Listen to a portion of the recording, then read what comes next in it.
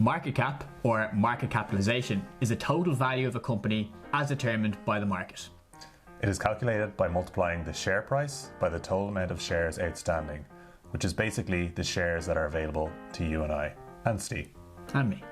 To find out the market cap of a company, simply go to Yahoo Finance, type in the company name, and the market cap is just here. As you can see, at the time of recording, Up Fintech's market cap is just over $3 billion. Understanding the market cap is important for three primary reasons. Number one, it allows you to categorize the company's size at a glance. Number two, it allows you to benchmark against competitors based on the company's size. And number three, once you know that, it gives you an indication of how much room the company has to grow relative to its competitors or companies operating in a similar industry. I'm Steve. I'm Cian. And this is the Learnings Report, a show where we make investing accessible and understandable for everyone. So in this video, we're going to be talking about market cap, why it's important to you as an investor. There are four main tiers of market cap: mega cap, large cap, mid cap, and small cap. For small cap, you may also hear of smaller segments like micro cap and nano cap. But for the sake of this video, we're just going to focus on small cap. So the first tier of market cap that we're going to look at is mega cap. Mega cap companies are any company that's sized over $200 billion. Usually these companies are really well established and well known across the world. You're thinking companies like Google, Facebook, Amazon, Alibaba, and Netflix. Due to their massive size, these companies are unlikely to grow substantially, at least not over a short period of time. If you think about it, there's only currently, at time of recording, a couple of companies that are valued over $1 trillion. So in order for that company to double in size, it would need to go from $1 trillion to $2 trillion. And that's a lot harder to do than a smaller company, say at $1 billion valuation, going to $2 billion. Simply the law of large numbers. It's a lot trickier to double the bigger you get. There are usually a number of benefits to investing in mega cap companies. Number one, they can be great foundational stocks for anyone's portfolio. Number two, they usually offer a consistent increase in share value over time. Number three, certain mega cap companies will pay a dividend, which is just a portion of the overall profits paid to shareholders. And number four, just due to their size, they generally carry less risk overall. And then there's large cap. And these companies fall between the 10 to 200 billion range. Many of the companies that you analyze will fall into this category. At the time of recording, these are companies such as Airbnb, Spotify, or Domino's Pizza. It's worth keeping in mind that this is quite a broad category. A $10 billion company is going to be quite different to a $200 billion company. So the benefits of these companies is that they are quite established, albeit on a smaller scale to the mega cap companies. Even though these companies are already quite large, they still offer quite a significant growth potential. Next up, we've got mid-cap size. And mid-cap size is any company between $2 and $10 billion in valuation.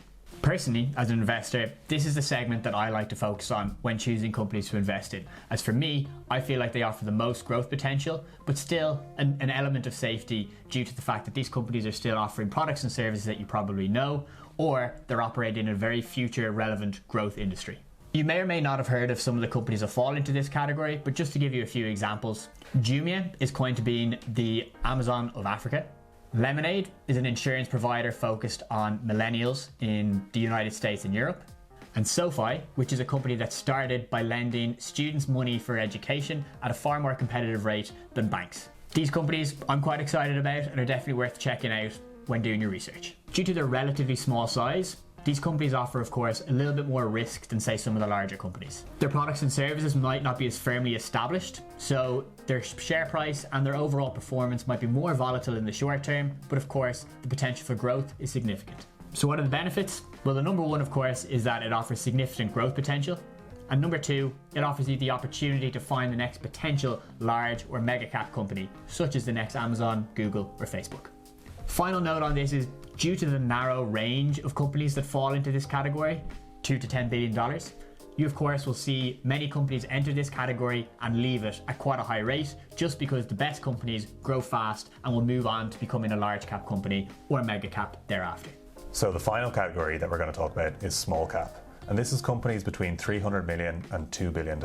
This primarily encompasses very small, young, emerging companies. Some of them you'll know, and some of them you won't know at all. The main benefit of looking at these companies is that they could offer massive growth potential if you choose the right one. Unfortunately, easier said than done.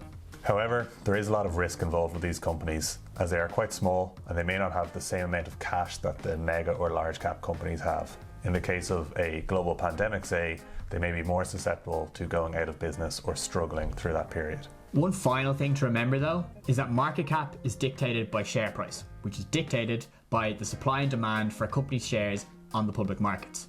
So if there's a really high demand for a company's shares, that share price will go up, and of course the market cap will go up as a result also. Whereas if the growth potential of a company looks bad, sellers start selling, the supply goes up, the price goes down, then the market cap is also subsequently going to go down.